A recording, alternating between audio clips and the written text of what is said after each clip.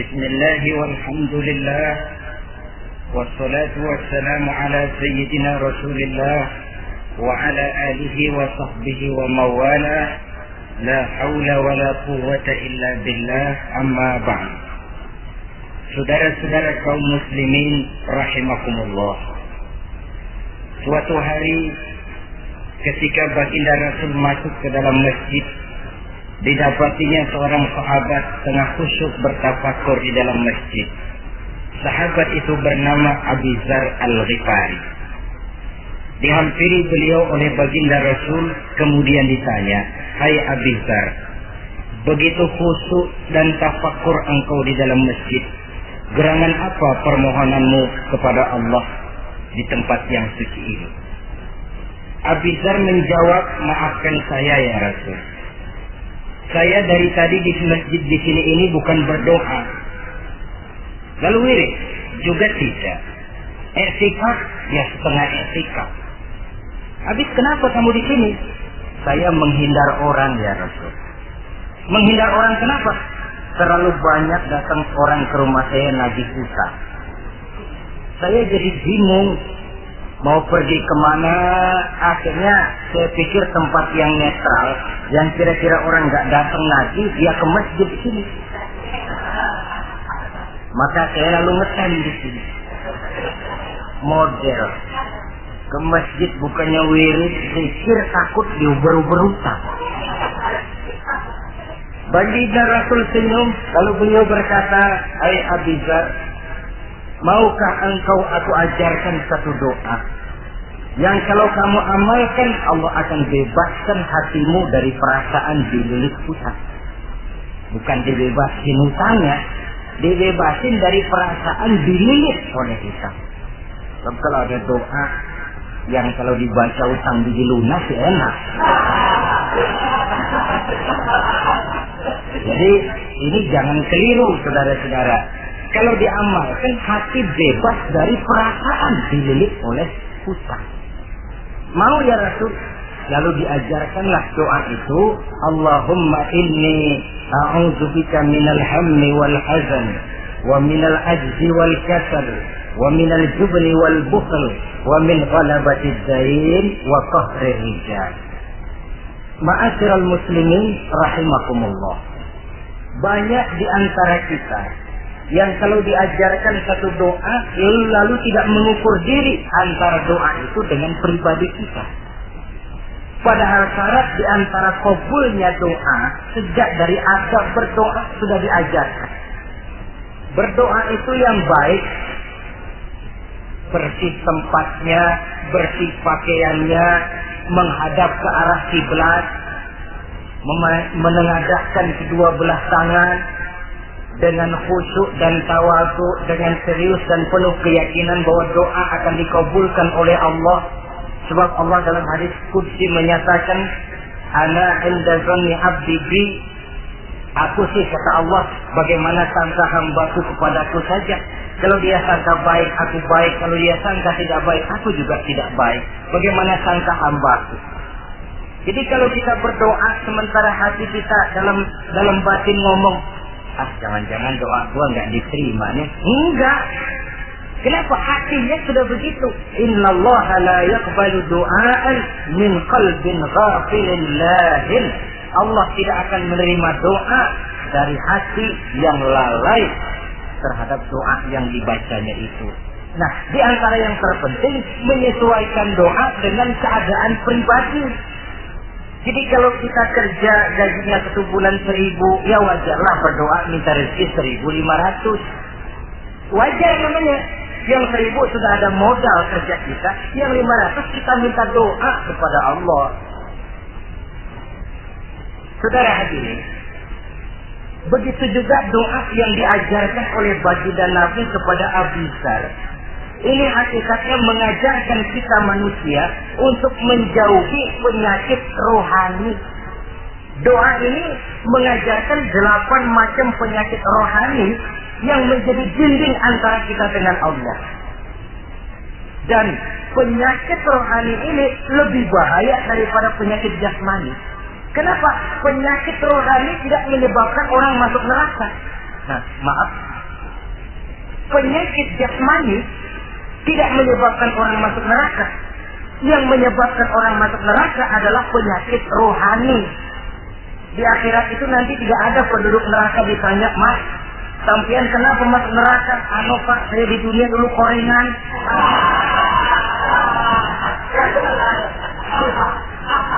Itu korengan, liver, ginjal, darah tinggi, jantung, paru-paru basah, nek, ampem. Penyakit-penyakit jasmani itu tidak menyebabkan orang masuk neraka. Yang menyebabkan orang masuk neraka penyakit rohani. Apa namanya? Sombong, hasud, dengki, ujub, ria, merasa diri lebih hebat dari yang lain, tidak ikhlas. Itu penyakit-penyakit rohani. Maka di dalam doa yang diajarkan kepada Abi Dzar dan hakikatnya diajarkan kepada kita semua, Nabi menjelaskan 8 penyakit rohani.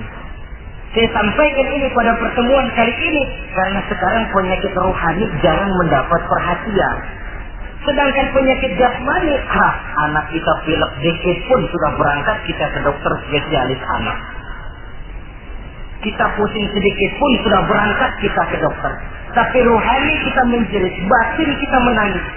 Kadang-kadang kita pura-pura tidak tahu. Apa penyakit rohani yang ada dalam doa ini? Pertama, a'udzubika minal ham. Aku berlindung kepadamu ya Allah daripada sifat ragu-ragu. Sifat ragu-ragu penyakit batin. Apa yang bisa dikerjakan oleh orang yang selalu ragu-ragu? Bahwa sebelum bekerja harus menimbang, itu perlu. Tapi kalau cuma tiap hari menimbang, kapan memutuskan? Orang sudah kemana-mana, kita masih main timbangan. Maka orang yang ragu-ragu hakikatnya orang yang sedang mengubur sebelah kakinya sebelum berangkat. Ya. Iya, tapi kalau kita nanti jadi salah kan lebih baik nggak usah berbuat. Keliru.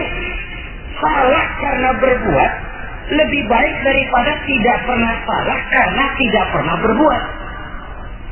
Sudah salah tapi berbuat masih lebih baik daripada tidak pernah salah karena tidak pernah berbuat. Saudara baca Quran salah lebih baik daripada nggak pernah salah karena nggak pernah baca Quran. Oh nggak pernah salah dong baca Quran. Bacanya kapan? Nggak pernah. Ya paham. Oh nggak pernah baca kapan mau salah. Saudara hadirin yang saya muliakan, dan orang sering bilang kegagalan pada hakikatnya adalah keberhasilan yang tertunda. Jadi kalau kita gagal hari ini, besok kita harapkan tidak akan gagal. Gagal besok masih ada hari lusa. Bagaimanapun usaha, kemauan adalah processing.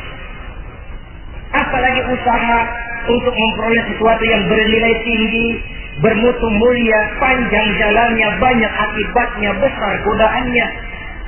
Processing untuk mencapai sesuatu yang mulia itu prosesnya tidak sekali jadi kayak orang makan cabai. Itu hari dikelekat, itu hari terasa pedesnya. Untuk mencapai sesuatu yang mulia, panjang jalannya, banyak akibatnya, besar godaannya. Tapi bangunan bagaimanapun tingginya harus dimulai dari fondasi pertama. Cita-cita bagaimanapun luhurnya harus dimulai dari langkah pertama yang walaupun kelihatannya sepele, tapi sudah merupakan fondasi ke arah yang lebih tinggi. Kadang-kadang kita ini kan inginnya yang serba cepat, seolah-olah sesuatu yang mulia itu bisa datang lewat proses simsalabim, abracadabra.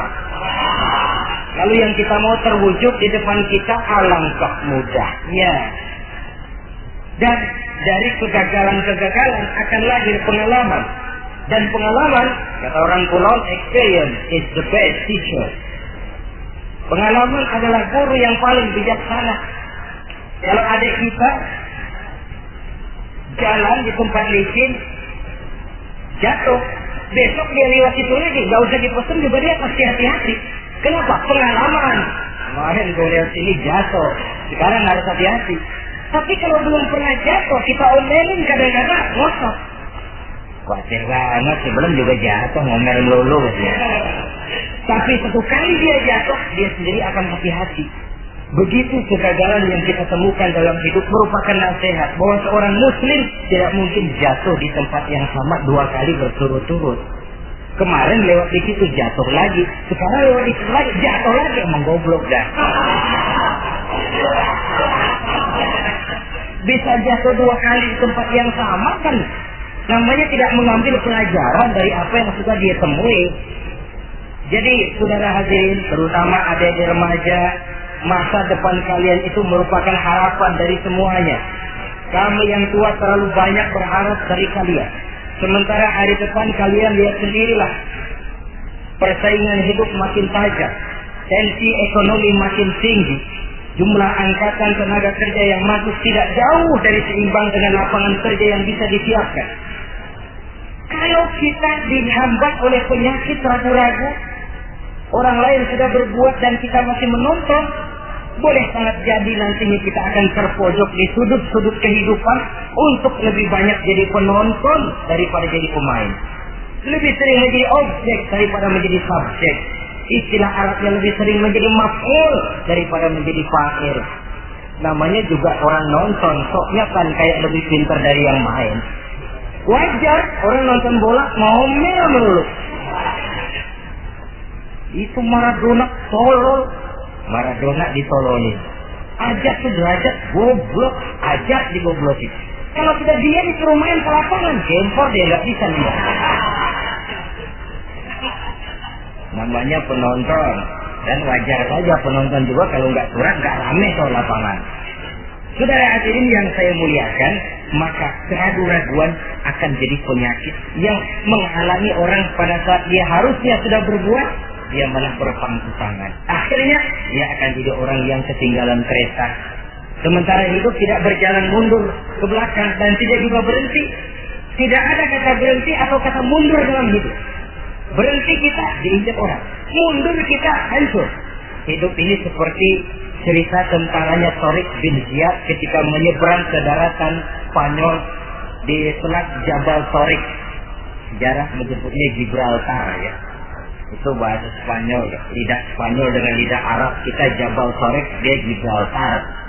Kita Ibnu Rushdi, dia Ibn Averus. Saudara-saudara, ketika pasukan sudah menyeberang ke daratan, seluruh kapal-kapal ini dibakar oleh Tariq bin Ziyad. Beliau sadar menghadapi tentara yang jumlahnya lebih banyak dari tentaranya sendiri.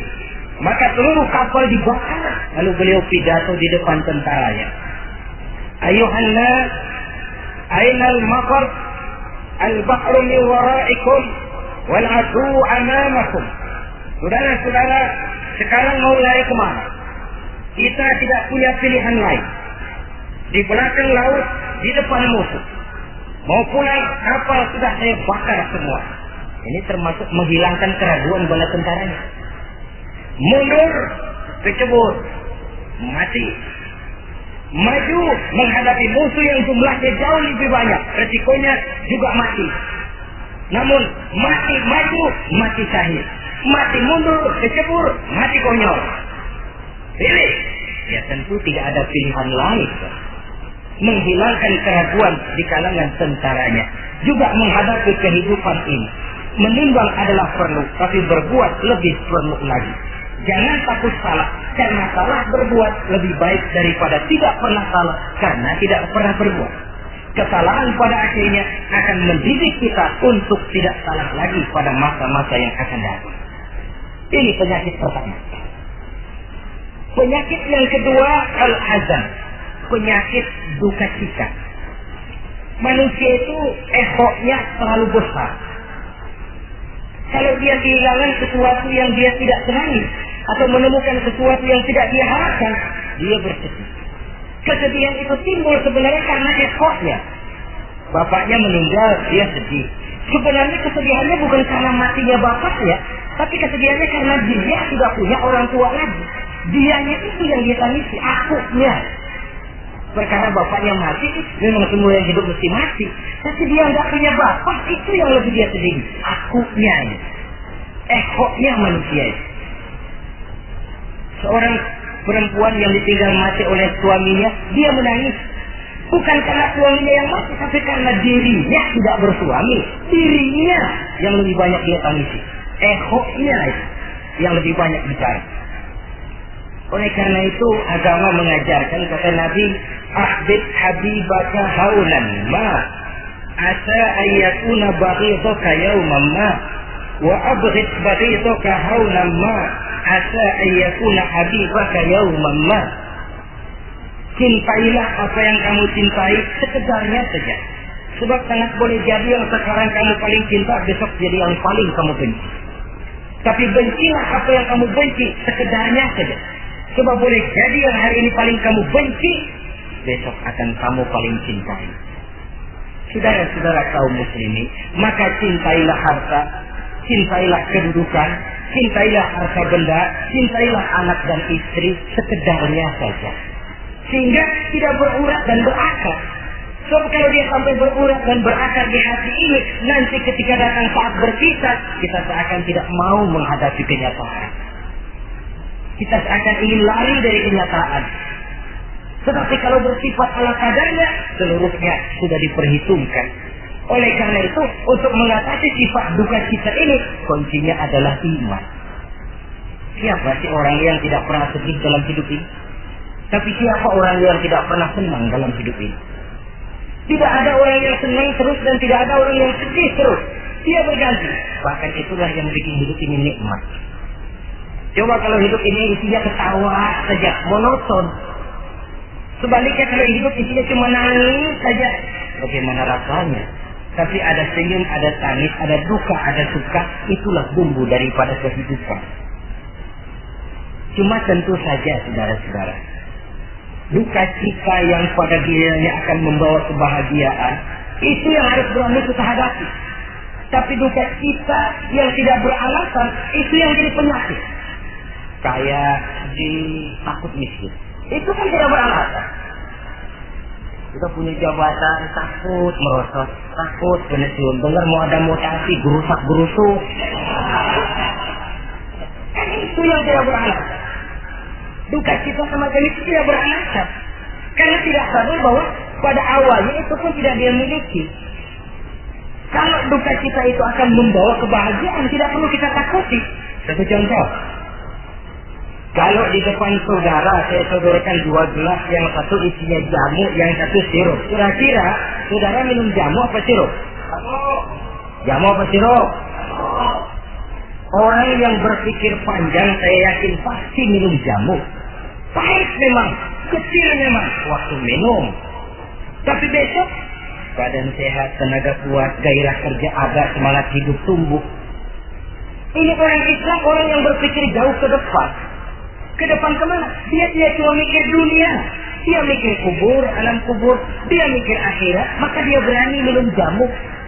Apa jamu itu? Puasa, jamu. Pahit. Emang enak banget, wah. Sama mati. Sembahyang, jamu. Pahit. Sedekah, jamu. Pahit. Sekarang. Tapi besok kita pulang ke alam kubur.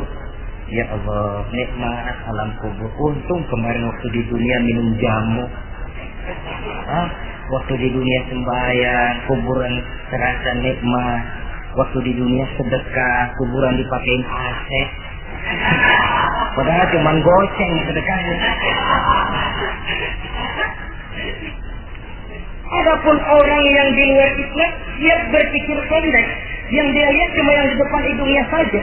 Dia nggak mikirin alam kubur, dia nggak mikir akhirat, yang dia pikirin cuma dunia aja. Kenapa gue mesti minum jamu pahit? Sirup nih, manis. Dia minum sirup. Manis memang waktu minum.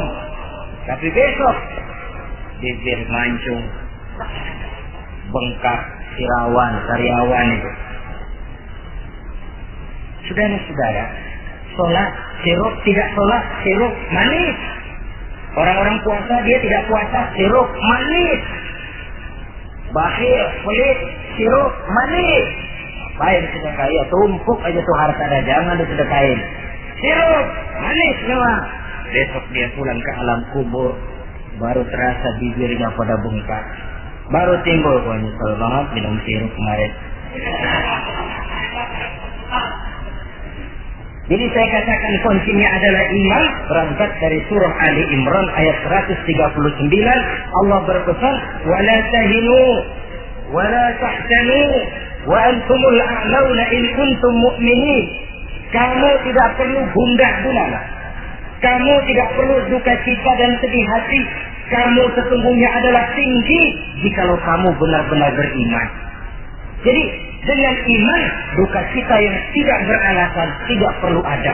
Karena sifat duka cita yang tidak beralasan merupakan penyakit rohani yang menjadi penghambat agar orang tidak memperoleh kemajuan apapun dalam kehidupannya. 2. Penyakit rohani yang ketiga, saudara-saudara, al-hajj, penyakit lemah. Nabi menyatakan, al-mu'minul qawiyyu ahabbu ilallahi minal mu'minid dha'if. Orang mukmin yang kuat lebih dicintai Allah daripada orang mukmin yang lemah. Sifat lemah tidak disukai oleh agama dan merupakan penyakit batin.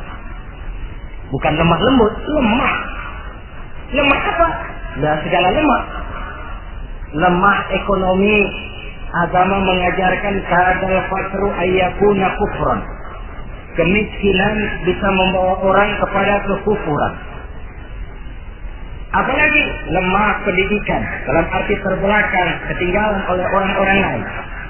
Dan yang paling celaka, lemah iman. Saudara-saudara hadirin yang saya muliakan, imannya lemah. Tidak punya ghirah, tidak punya rasa cemburu terhadap agamanya. Kalau anak gadisnya diusik orang, marahnya 7 lapis langit. Kalau keluarganya diusik orang, bukan main. Ngundang orang lain, menyerbu. Itu orang yang coba-coba musik. Tapi agamanya dihina orang. Agamanya diinjak-injak orang. Sedikit pun dia tidak punya rasa cemburu. Sedikit pun tidak ada rasa sedih. Agama saya ini mau dibawa kemana? Islam ini mau dikubur kemana? Lemah iman semacam itu yang kita rasakan sekarang. Sekarang ini orang marah kalau hartanya diusik. Orang marah kalau anak istrinya diusik. Orang marah kalau temannya diganggu. Tapi giliran agamanya diganggu, agamanya diusik, agamanya dihina. Tenang saja, Pak. Tidak ada itu gairah. Tidak ada itu rasa cemburu terhadap agama. Kaum muslimin yang saya muliakan, lemah iman semacam ini yang sangat membahayakan untuk kelangsungan kehidupan beragama. Di zaman Khalifah Umar bin Abdul Aziz, dalam satu pertempuran melawan orang-orang kafir, tentaranya mengalami kekalahan. Karena kalah, banyak yang ditahan jadi tawanan orang kafir, termasuk 3 orang ofisir tingkat komandan dan beberapa puluh prajurit ditahan di negara kafir ini. Terhadap tahanan-tahanan Islam ini, Raja kafir musyawarah sama para menterinya, terutama Perdana Menteri. Tuan Perdana Menteri, kata Raja kafir, bagaimana? Ini tahanan-tahanan Islam yang enak kita apain? Ya terserah Tuan Raja. Kita bunuh saja supaya habis urusan. Ya terserah Tuan Raja. Tapi saya pikir-pikir, soal bunuh sih gampang.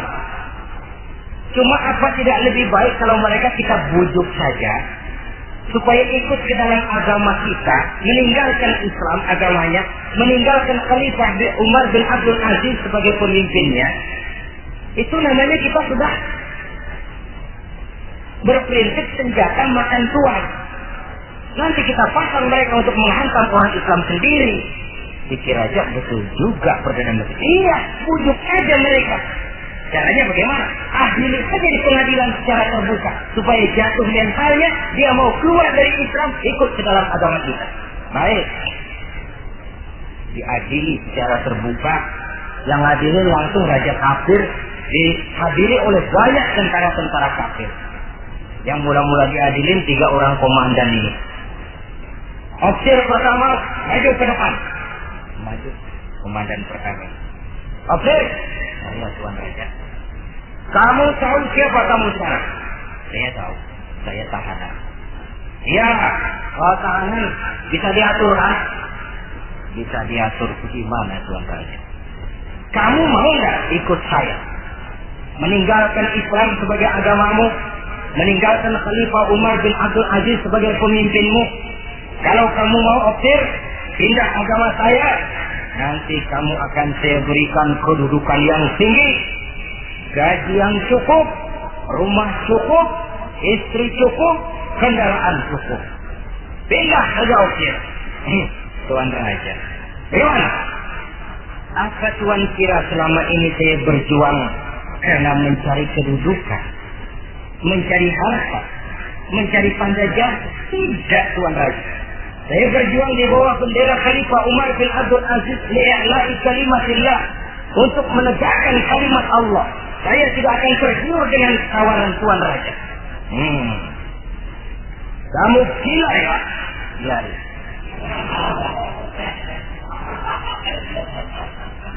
Kamu berani dari kemarin. Oke. Kalau kamu tetap dengan pendirian kamu, kamu akan saya bunuh. Silahkan Tuan Raja.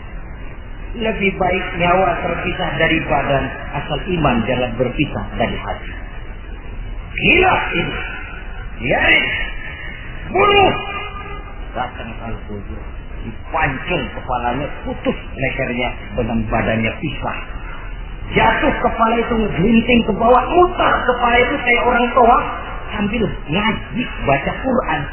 Tinggal kepalanya saja, bisa dengan badannya sempat ngaji. Sampai Raja kafir bingung, minggir, ini anak kepala ngaji.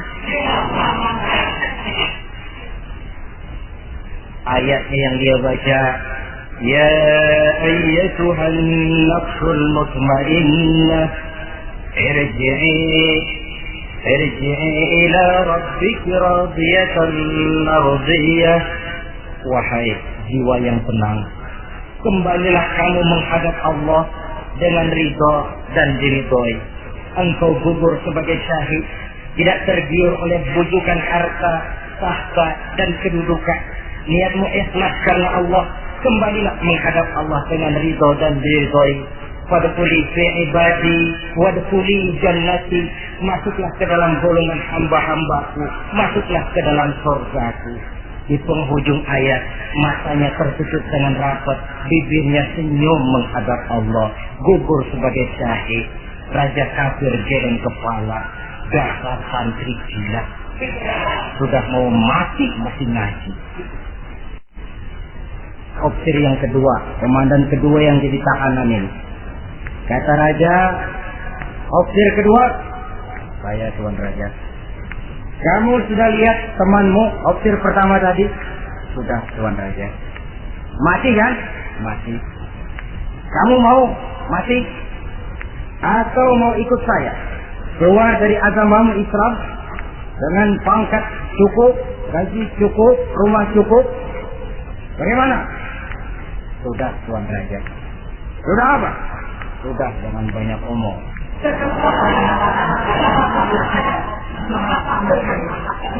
Maksud kamu bagaimana? Saya sudah tidak sabar pengen nyusul teman saya yang barusan Tuan Raja. Saya tidak sanggup bayangkan bagaimana dia disambut oleh para bidadari di surga, disambut oleh para malaikat dengan ramah tamah, menikmati kehidupan di alam yang penuh dengan keriduan. Oh Tuan Raja, sudah jangan banyak omong. Kalau mau potong saya. Kata Raja, ini gilaan lagi dari yang tadi. Yang tadi masih bisa diajak berunding, ini sudah minta dipotong. Ayo, Al-Gojo, potong. Dipotong lagi oleh Al-Gojo. Putus lagi, berpisah kepala dengan badannya. Jatuh ke bawah, masih mutar kepalanya kayak orang tua, ngaji lah. Ayatnya yang dia baca, wujuhun yawma idzin nadhirah, wujuhun yawma idzin nadhirah, ila rabbiha nazirah. Wajah mereka pada hari itu berseri-seri, kepada Tuhannya mereka memandang, matanya terpejam dengan rapat, bibirnya senyum menghadap Allah. Syahid lagi yang ketiga ini.